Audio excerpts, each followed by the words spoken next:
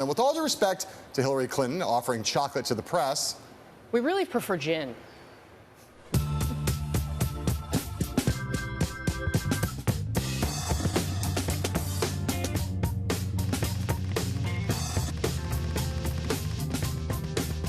And bourbon to all of it, if you want to know the truth. All right, as we wrap up yet another wild week in American presidential politics, yesterday, maybe, just maybe, the nastiest day of the nastiest week of the weirdest presidential campaign in modern history. We will talk about Donald Trump's contribution to that later in the program. But first, the past few days have been the tale of two dueling Clinton campaigns.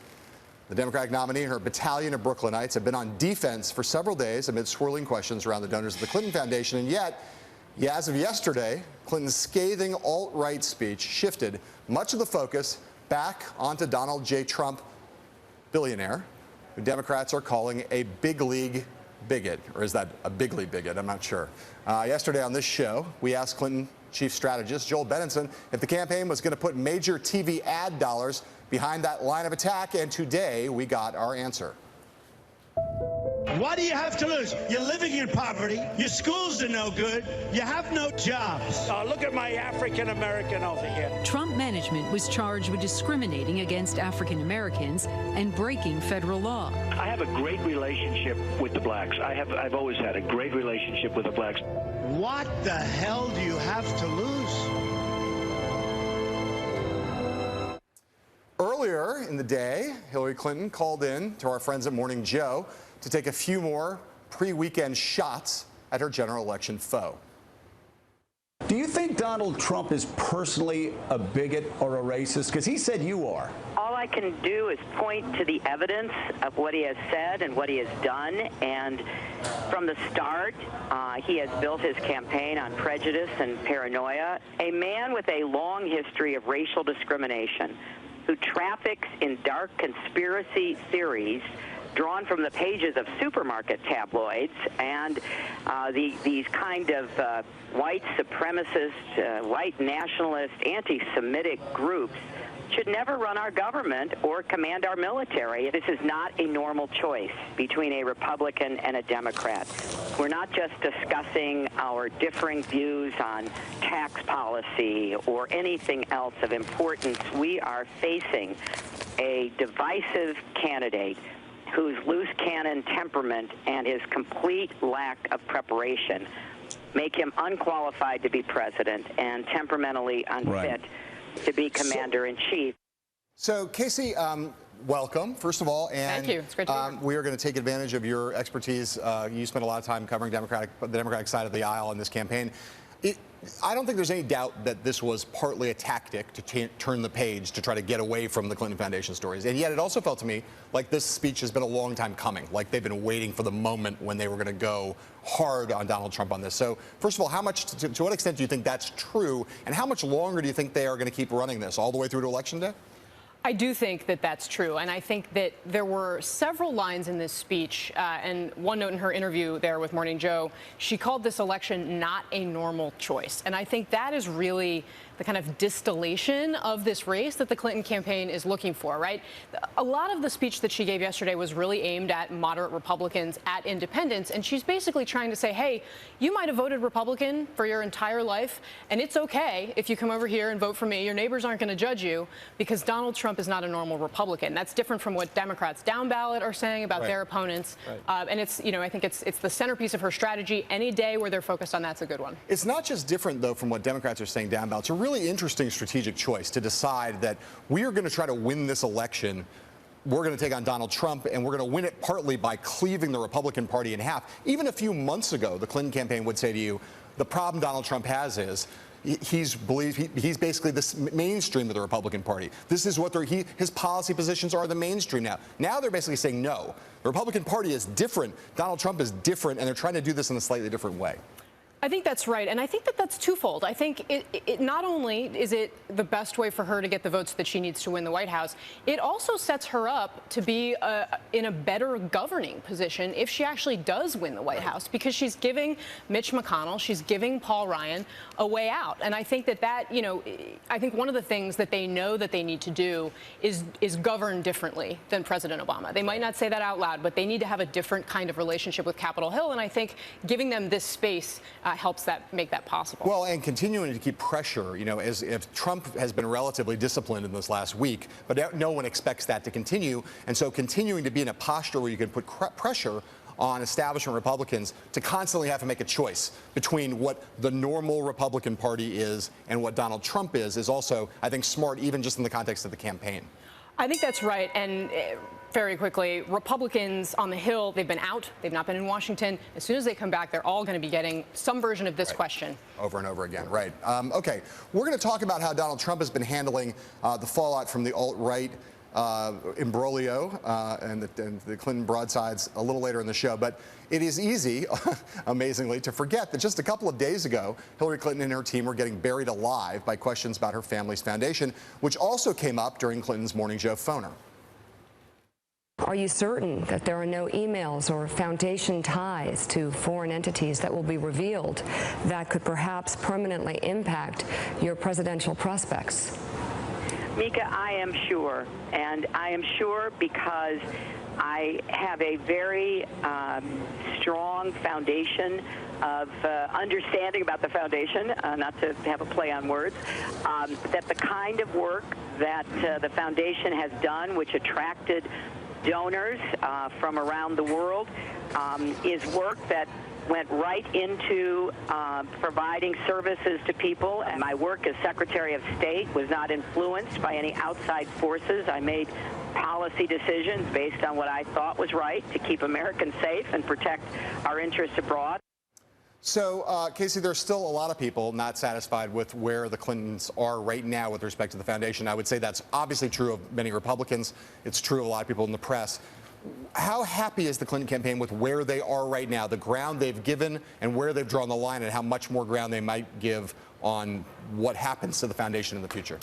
I think that they felt a lot better on Wednesday than they did on Monday and Tuesday when this AP story was breaking. It started with Robbie Mook on the Sunday shows not really seeming to have his feet under him necessarily on answering these questions about the foundation. And I think it took them a half a beat. I don't know if it's because they were used to Donald Trump being the one who was in trouble constantly, but it took them a little while. Then they came out of the gate very aggressively, pushing back against this on all fronts. Brian Fallon, of course, was out in front of that. And I think they got their feet back under them a little bit, and then of course they changed the subject. Well, and there were, I would say it's fair to say that although I have been critical of the foundation and I've been critical of a lot of things on this show, it's true that the AP story has enough glaring flaws in it that they were on some solid ground there. They could critique that story and say, hey, this is only part of her time in office. She also met with all these other people. This is, I don't want to use the word cherry pick, that's their word, but it was selective in some sense, and that gave them they gave them a bone to kind of sink their teeth into.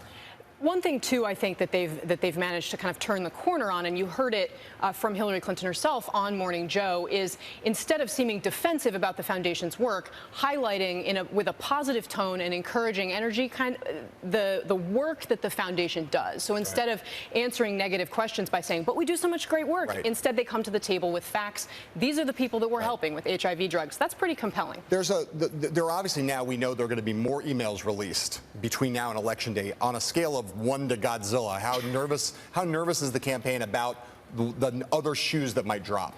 Well, I think that on the one hand, they are nervous about this drip, drip, drip of these, the new cases, the emails that are going to come out. I think one thing that we're not focusing on that's hanging over them is whatever might come of that hack against the DNC and the DCCC. People forget that's still out there. Julian Assange still talking about more bombshells to fall. All right, there are still about 70 days until the election, but already there's been talk about a Clinton potential landslide, not just running the table in the battleground states, but also turning some traditional Republican strongholds blue. Over the past couple weeks, we have seen polling in 4 of those traditionally red states that suggest that they're conceivably in play. In Arizona, Trump leads Clinton among likely voters by 7 points in a CNN ORC survey, 45 to 38%. That is on the edge of the poll's margin of error. A weekend Gravis poll has Trump up by 4 among registered voters in South Carolina. And things look even closer in Missouri, where Monmouth has Trump leading by 1 point, and in Georgia, where a local Fox affiliate poll has the race dead even.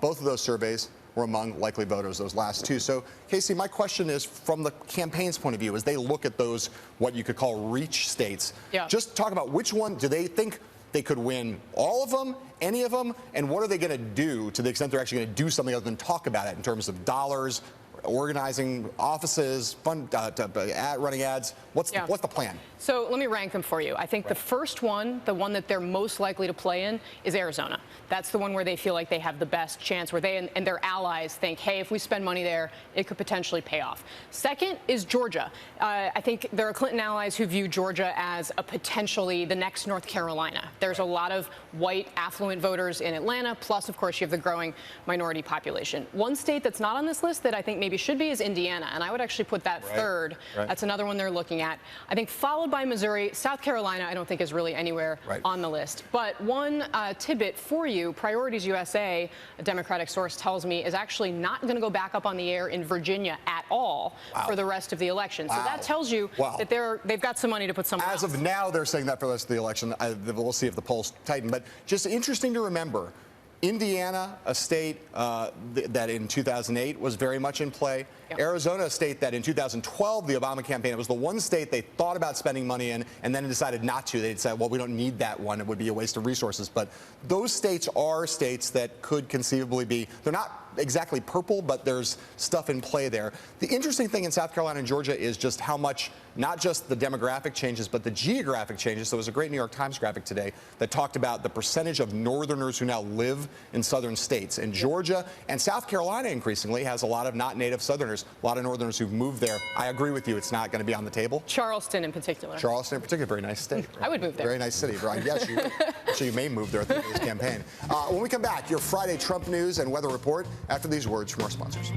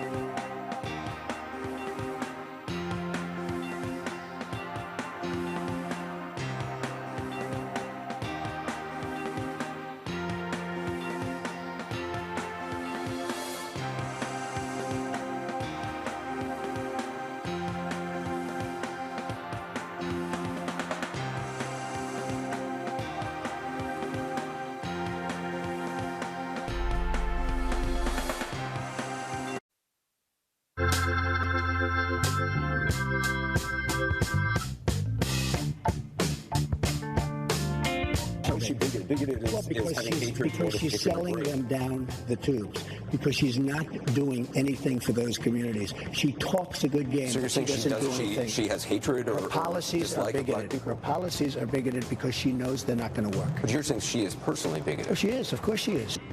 Is there going to be a path to legalization? The first thing we're going to do, no, there's not a path. There is no path to legalization. You talked about paying back unless taxes on people Kennedy. leave the country. Well, when they come back in, if they come back in. That was Donald Trump talking to CNN's Anderson Cooper in New Hampshire yesterday. Like Hillary Clinton, the Republican nominee has been on both offense and defense this week as Trump keeps making his pitch to minority voters and trying to explain just what is his policy on immigration and deportations. Joining us now from Trump Tower is NBC News correspondent Katy Tur, my fellow road warrior. Katy, it's nice to see you. Thank you for being here. I actually want to start with, not with deportations, but with this new Hillary Clinton ad. And the Trump campaign has been so fast to respond to these accusations around this idea of racism and the alt-right. When they put out that web video yesterday, the response was almost instantaneous. What's your sense of the Trump campaign's take on this new TV ad from the Clinton campaign today? Well, they don't think it's fair. They don't think it's appropriate. They're calling these sorts of ads disgusting. I can tell you, Casey, in covering this campaign for the past 14 months, that there have been few occasions where they've come out and immediately pushed back on something. And this was the fastest pushback I've ever seen them come out with. Once Hillary Clinton came out with that ad, first linking him to white supremacists, the one with the man in the KKK costume and the one using Donald Trump's words, and then also the imagery of these rallies, they came out and they said, this is not fair, this is disgusting, and we do not agree with it. Then they had a lot of their surrogates come out and do the same thing. So they are very fearful that this is something that will resonate with voters, this idea that Donald Trump is a racist or somehow condones white supremacism or racism. Remember, at the moment, they're trying to appeal to black and Hispanic voters. They're trying to go and create some outreach, create some goodwill. There was even talk behind the scenes of going to more urban areas to try and speak directly with African American and Hispanic voters, but so far they haven't been successful in courting them. They are fearful of the idea of being Donald Trump being painted in a racist way, because it's going to further hamper their efforts to make inroads in those communities. Katy, one of the things that Donald Trump has done to try to fight back against this is calling Hillary Clinton a bigot. He calls her a bigot all the time. Last night in that exchange with Anderson Cooper, I couldn't tell. Does he know what the word bigot means? Or is he being kind of intentionally obtuse to use the word as a defensive tactic?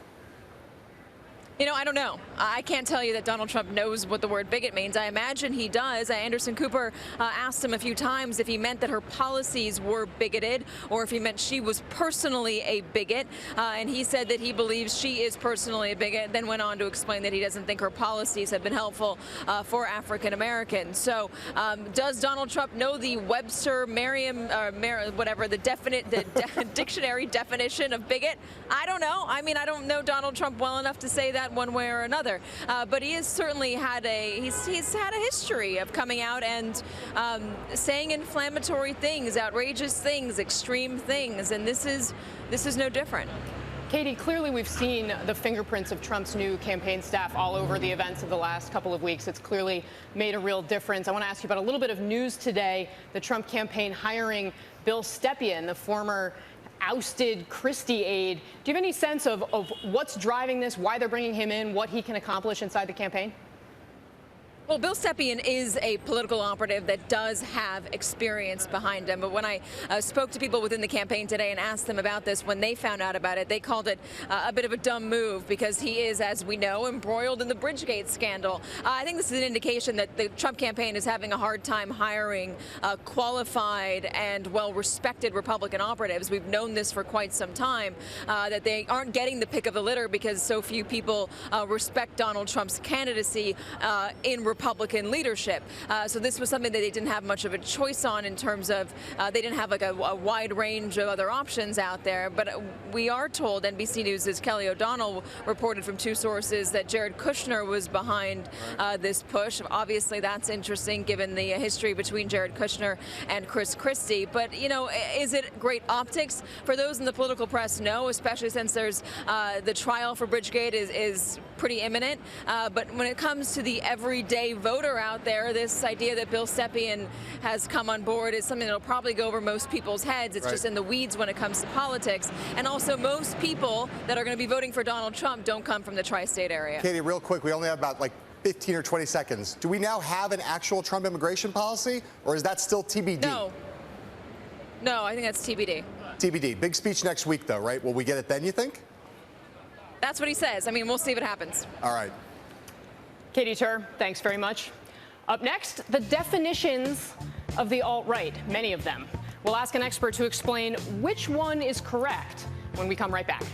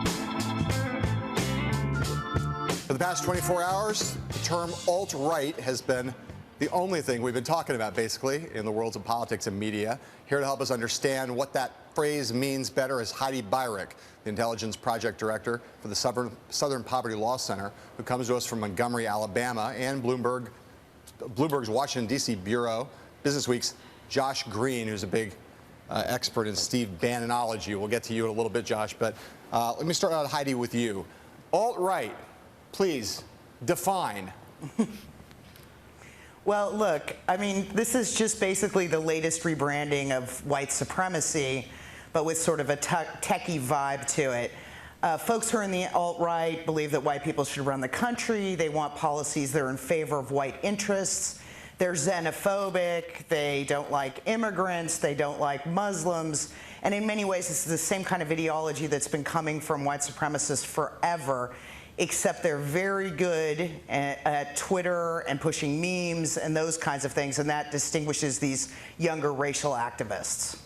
Heidi, the Trump campaign the Clinton campaign is accusing the Trump campaign of essentially letting this go, of not saying anything when there are examples where this ideology is being encouraged. I'm wondering, is there anything coming out of the Trump campaign that you can point to specifically that you identify as being a dog whistle to the alt-right? I mean, look, Trump, since the day he announced in June of 2015, has been saying things. He's not dog whistling, he's bullhorning, saying things to white supremacists that they like to hear. Mexicans are rapists. Muslims should be banned. We're going to build a wall. I mean, there have been many, many things that he said, including directly retweeting white supremacist material that speaks directly to these people. They feel that they have found their voice in politics with Donald Trump. So, Josh, I want to ask you in the context of Republican Party politics, there's been, ever since Hillary Clinton's speech yesterday, there's been a little bit of an internecine fight breaking out among Republicans and conservatives over what alt-right means. Hugh Hewitt has a much broader definition than the one that Heidi's putting forward. He basically says any anti-immigration reform of any sort, an anti-Paul Ryan and Mitch McConnell club. That's the broad alt-right. So just talk a little bit about the debate now among Republicans about the meaning and importance of alt-right. Sure. Well, part of the problem is there is no one agreed upon definition of alt-right. I mean, I tend to think of it as including everything from white supremacists and neo-Nazis to, 20-year-olds in their parents' basement tweeting offensive, racist, and anti-Semitic things at reporters, which has been another evolution we've seen this political cycle. But the problem for Republicans is that if you have a nominee who is tweeting and retweeting this stuff and hiring as his campaign CEO the head of a website that is widely considered an alt-right platform, then essentially, you have brought that into the party. And to me, the most striking thing about Clinton's alt-right speech is that you did not have Republican Party leaders like Mitch McConnell, like Paul Ryan, coming out and defending Trump and attacking Clinton, saying, no, this is unfair. This is not what we stand for. Instead, it's been crickets. Everybody has been quiet, and they've left it to Trump and his Twitter feed to respond. Heidi, we've seen the focus on the alt-right increase with this Clinton speech, and anyone who's trying to get a sense of it is probably trying to wrap their head around just how many people are there in the United States who subscribe to this ideology. Is this still a small fringe, or is it growing? How would you characterize it? It's hard to know exactly how many people are involved in these movements, first of all, because they don't like to disclose it. I mean, in the past, they've been very not public about their activities, but I can give you a little bit of a sense. One of the largest hate forums on the web has 300,000 registered users, for example. And we know that some of the websites like Daily Stormer, the really anti-Semitic, self-proclaimed alt-right site, has thousands and thousands of people who go on that site every day, and in fact is the most read of these kinds of racist websites. We're probably talking several 100,000, maybe 1 million. It's hard to know, but it's a lot of people. And of course, the appeal for some of this stuff goes wider than just people who are involved in this hardcore politics. All right, Heidi Beirich and Josh Green, we're going to take a little break. We're going to come back and talk to you. Up next, we'll be talking about one particular person who's associated with the alt-right, and that's Donald Trump's campaign CEO, the aforementioned Steve Bannon. We'll be right back with that.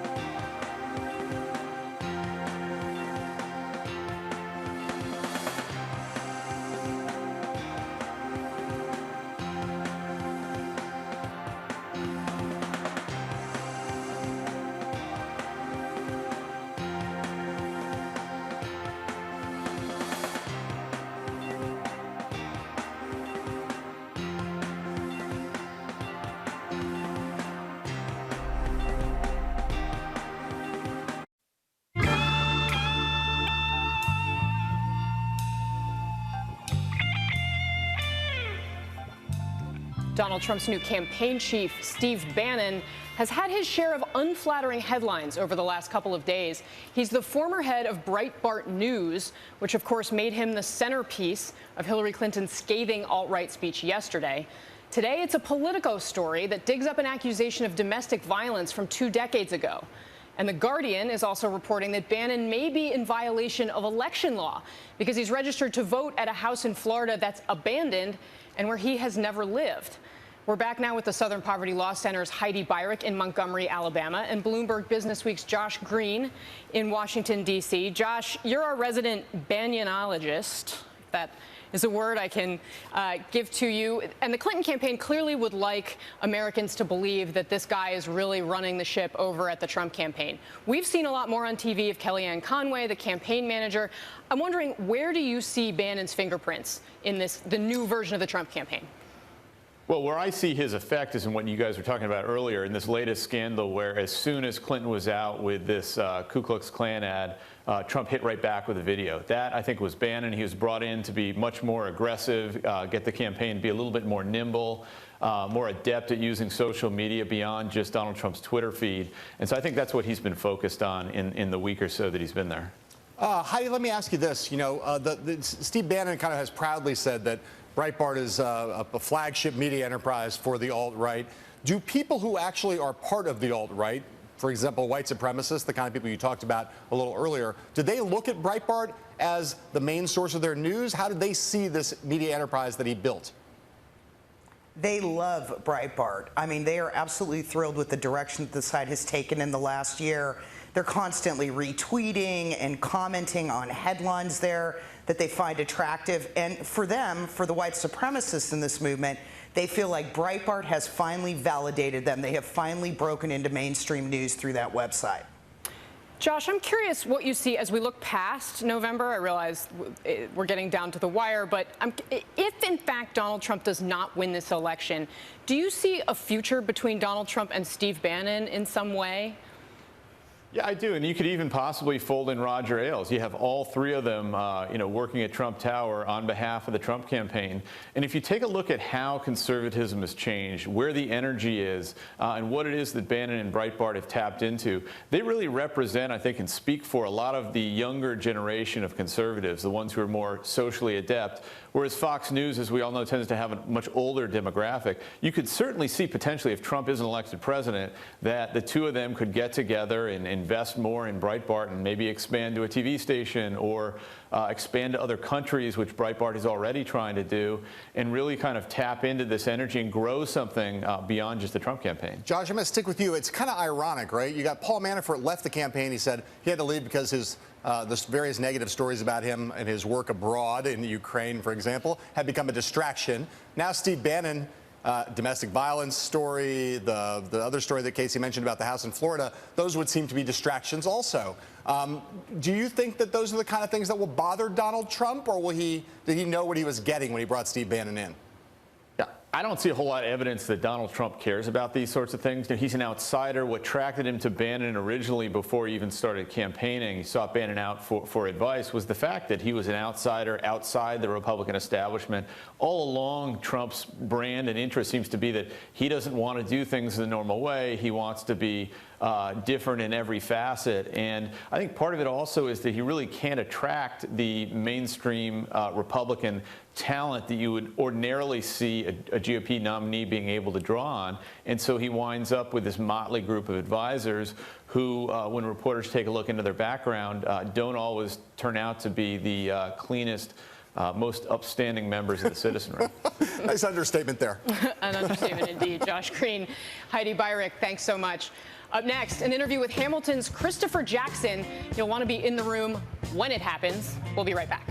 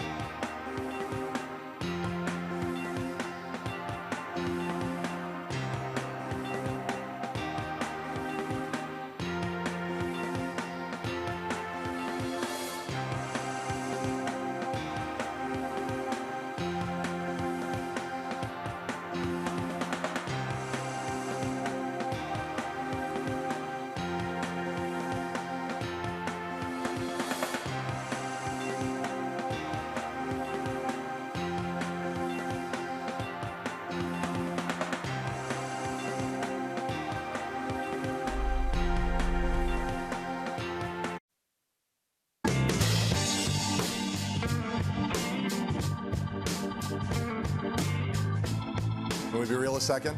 Just a millisecond? Earlier this week, Alex Wagner and I had a special visitor to this here WADR set, a guy who has been a part of Sesame Street, who played Simba in The Lion King, and who's currently one of the stars of the hottest ticket in the country, Hamilton, the very model of a modern major musical. He is Chris Jackson, who plays the first president of these United States, George Washington. We covered a lot of ground with Chris, starting with what it's like working on a show that, in a politically divisive era, has united people from all ideological stripes, from Barack Obama to Dick Cheney and pretty much everyone in between.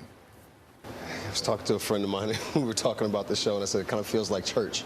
You know, you get in a fight in the schoolyard on a Friday, but you're sitting in Sunday school on Sunday morning, and everybody's there because you're supposed to be there, and you know you need to be there because you're going to get something from it, or your parents drug you. But either way, you walk out of church not so mad. You know, you've made up, you've figured some, you know, you kind of let things calm down a little bit. Nobody wants to do that in this day and age because it seems like the kid who's in the middle of the schoolyard swinging on everybody and screaming is the one that gets all of the attention. So there's that. Yeah. Our show welcomes everybody to come in under the banner of America ain't perfect, but America's trying. And they were trying back then, and they had the same kinds of fights and the same kind of divisiveness, if not more so, and yet we're still here having the arguments. So that says something to a greater, I think, the greater point, which is it's a really good idea. Right. We have to keep trying to find it. When people talk about how divisive this current election year is, having done this musical, do you feel like you have a greater sort of tolerance for division, knowing what you know about the Founding Fathers and the fractious debates the duels they used to get into? I think I at least have a little more patience for the process of it, and just accept that this is where we are, and try to find ways to, you know, part of doing this show is a means by which you can push against the ocean a little bit and say, hey, there's a better way that we can do it. Eventually everyone gets tired. Eventually everyone gets exhausted from it, you know, and unfortunately that usually is the voting public, and that once the election is over with, everyone's exhausted, so no one wants to be involved anymore.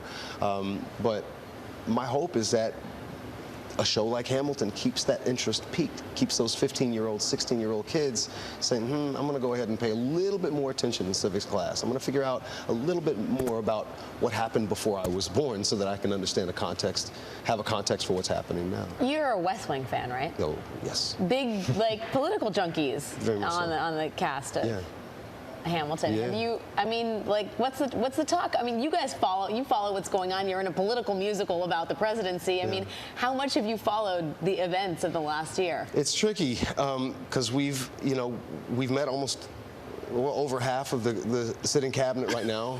They've all been to the show.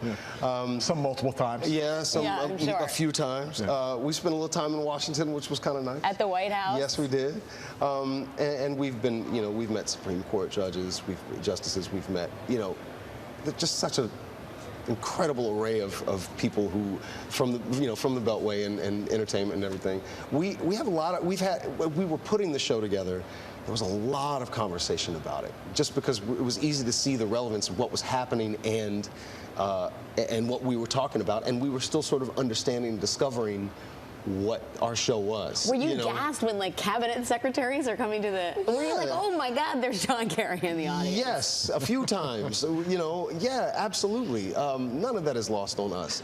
We were in the East Room of the White House performing for the president this last spring, and it was all over. And he stood up and he thanked me and Lynn and the cast, and when he had finished his remarks, we were taking pictures, or about to take pictures, and I couldn't contain it anymore. I burst out crying. I found one of my castmates. I had to just find his shoulder so I could, like, compose myself. And I stood up thinking about it. I was like, my grandmother, who was so concerned about us being woke, being citizens, being black, active citizens in our community and in our country. She dreamt so many things for me, but she never dreamt that moment. You know what I mean? Like, but she gave me the rocket fuel to keep pushing forward, and this opportunity arose, and I would just like to think there were 100 or so kids in that audience that day, and that's the thought that I have when I think about the effect of the show, that we keep being put in places where we can reach someone whose mind is still willing to hear and willing to learn and willing to not have the kinds of opinions that keep them on one side or the other, but that just allow them to be curious and discover all of the ideas. They want all, to see all of the different stuff. And when you can be in that position, life is good. The work is good.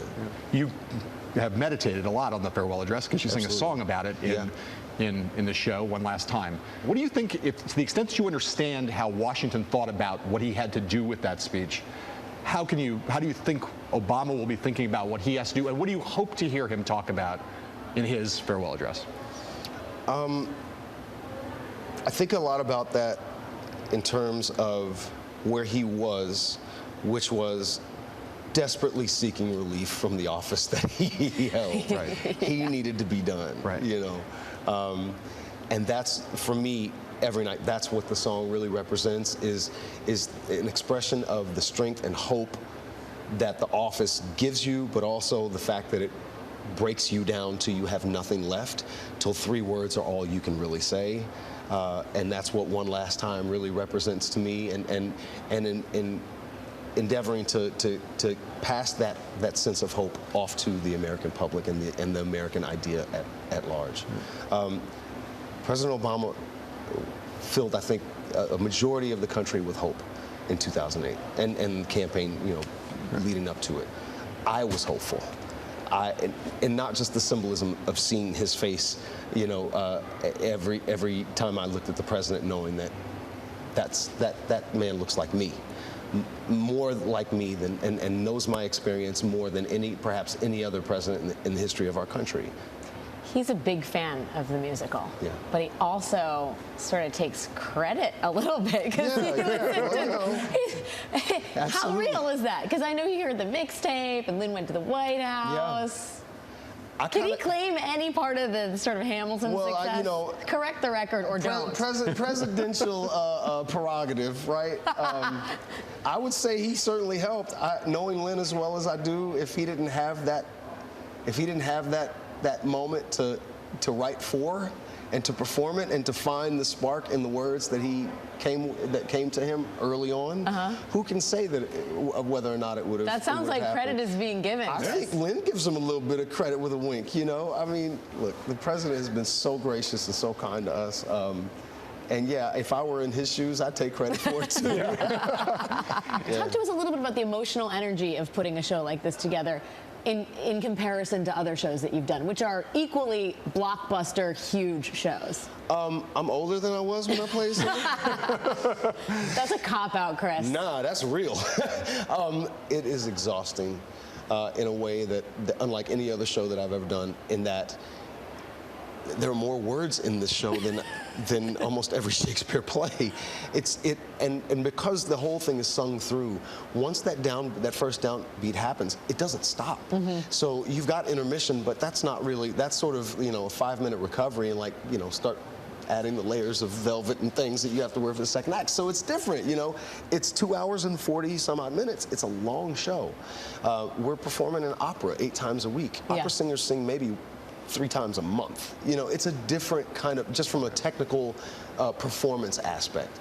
And life happens outside of It does? Yeah, outside of work? So you have to, you miss a lot. That's how it works. But you have to try to keep up with it. You try, so you walk in the door. I always say that you're never 100% when you do a Broadway show.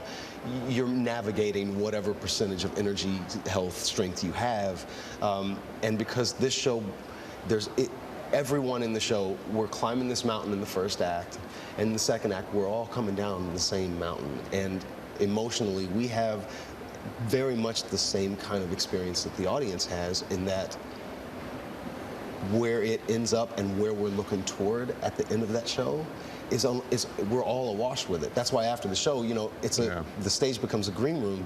I generally am not leaving the theater for an hour after the curtain goes down, because it takes that much time to come down. Right. And to be able to have conversations and hang out with people that have come, and you're taking pictures and you're signing stuff, and you're just communing with folks, because it becomes a very spiritual experience by the end of the show. Everyone has sort of worshipped the altar of you know, America for a while, and we're all sort of hung over a little bit by it, you know, and people are trying to process what they've seen or what they felt, as are we, you know. So it's a unique experience in that way, but it's the hardest thing I've ever done and the best thing I'll ever do. We are going to take a quick intermission. More from that interview is coming up next. And if you happen to be watching us in Washington, D.C., you can also listen to us on the radio at Bloomberg 99.1 FM. We will be right back.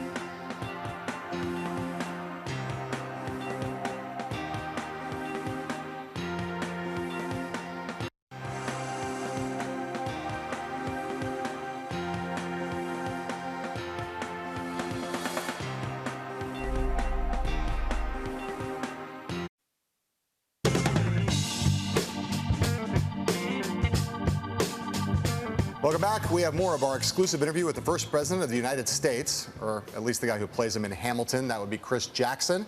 We started off Act 2. I asked him, Chris, what it was like after his friend, colleague, certified genius and creator of the legendary show left the stage in July. I mourned when Lin left, and that's no slight to Javi Munoz, because Javier took over the role for Lin when he left In the Heights. So I've had so many, you know, reps on stage with Javi in that show and in this one. We know each other's process, and we have a way of communicating really, really well, and we're really tight. But, you know, before every show, I used to go kick Lin's chair and, you know, make sure he was cool, because our dressing rooms are really close. I would just check in with him before a show. That's just what we do. And, yeah, I missed that a little bit. But now I go and bang on Javi's, you know, the same dressing room and you know, check in on Javi before we start. It's each show it's a different teammate, so you have to find out where he likes it where he likes to get the ball on the court. And, you know, you have to sort of figure out that new rhythm, and then you just go. It still must be weird, though, to have, like, so much of the original cast now gone. Like, I mean, I know there are still a few people around, but Lin's gone, Leslie Odom's gone, Debbie Diggs is gone. Like, Sure. It must be, you're, like, among the big male leads. You're the last one who's left. You're the elder statesman, quite literally. Yeah, say now. that, right? Yeah. You had to say that. Yeah, I did. It's true. Sort of. Well, you're George Washington, too. You're the elder statesman. You're the elder statesman even before they left. Exactly. Truth. You're the old man on the cast. That was my bad joke. I'm going to tell you a secret about the cast. First of all, the original company is like the '92 Dream Team. Like, it just will never happen again, you know, and it's not supposed to. It was supposed to happen then, and it did, and Jesus, was it amazing. Yeah. They don't put anybody on that stage that is not really, really good. Yeah. And the heartbeat of our show is not Lin, it's not me, it's not Leslie or David, it's our ensemble. And they are the smartest, hardest working, group of performers that have been assembled in a very long time on a stage. They are so good. Their work is so hard, and the fact that no one knows it's that hard is even more a tribute to how incredible they are. They are, when we're running on stage or off stage, you're not looking at us. You're looking at them. They're the real storytellers in the show, because they're just they carry us from one thing to the next, from one scene to the next, from one era and movement to the next. At one moment you're at a Winter's Ball, the next moment you're in the middle of a Battle of Yorktown, and it just makes sense. There's no sets, there's no trickery. It's our company, it's our ensemble, and they are spectacular. And that's what makes the whole show. That's what elevates the show, no matter who's performing. So, the first time I saw the show, the first thing I thought when I walked out was, okay, so I just saw something that's going to be around forever. Like, this will be, every high school in America will perform the show at some point. This history will get taught this way, like for 12-year-olds who are first encountering this. This is like the way in this vernacular that they will come to first encounter this history. Right. And then the Rockefeller Foundation wrote a big check and said, actually, make a curriculum on this. So, like, I know you just said that the cast is like, the company's like the original cast like the 92 Dream Team, but this is also like, you'll never be in anything like this again. You'll never be in another thing that will live forever. Like outside, long after you're gone, this will be a part of the fabric of American educational institution, the cultural institutions of the country. How does that make you feel? I mean, it just must be a hard thing to kind of reckon with. Yeah, I guess so. I'm not. I don't have to do that right now. I kind of feel like, okay, well, I'll just let it settle on me as time goes by. Since I'm so long in the tooth, I guess when I get in my rocking chair, I just no. I think it's really great. I think that it's history was the one thing that I was really interested in when I was in high school, and the only thing that I consistently got A's in, that and music. Yeah. So I'm hoping that there's another Lynn Miranda or Renee Goldsberry or Pippa Sue or Chris Jackson sitting in the classroom and having already memorized all 50 tunes on the CD, opens a page and reads the words of Abraham Lincoln in a slightly different way. Not that the words have to change, not that they have to be in meter or rhyme, but that he was a very real person who woke up in the morning and brushed his teeth and went to work and faced down all of these incredible challenges and felt all the way through it while he was making decisions, while things were happening. I think that it's important. I think if this show has any power, it reminds us that human beings are doing all of this. It's not just a date or a name or an event, but human beings sort of moved through the world and made decisions and affected change, and they should be picking up the mantle to do the same thing. I want to ask you one last question. Yeah. You love hip-hop. Love it. Right? I mean, the show is delightful for anybody who enjoys the power of rhyme, right? Of all the lines that you deliver, what's the one that still as a couplet or a rhyme where you think, or every night when you do it, you're like, this is the one that you most your enjoy. Your personal the one you most enjoy uncorking every night. It's in Right Hand Man, the venerated Virginian veteran whose men are all lining up to put me up on a pedestal, writing letters to relatives, embellishing my elegance and eloquence. But the elephant is in the room. The truth is in your face when you hear the British cannons go boom. Boom, boom, boom. Thanks again to great Chris Jackson. We'll be right back.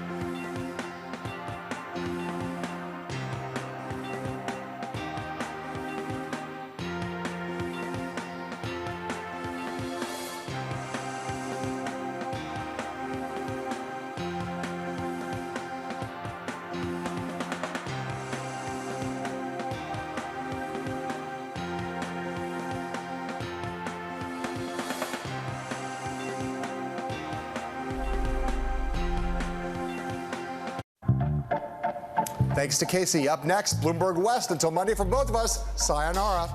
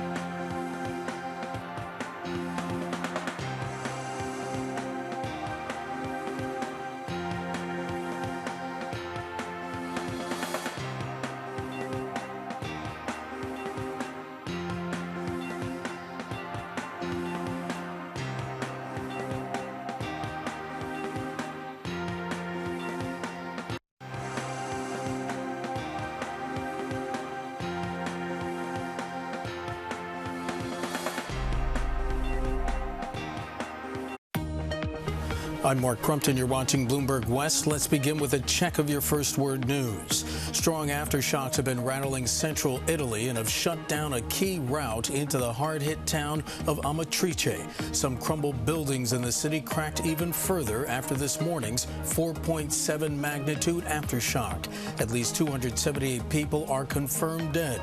A state funeral will be held on Saturday, and flags will be flying at half-staff on all public offices. In Bolivia, striking miners allegedly kidnapped, tortured, and beat to death the country's deputy interior minister, who was reportedly seeking to negotiate with the men.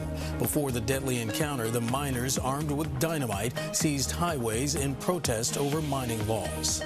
Next month, President Obama and Vice President Biden will once again hit the road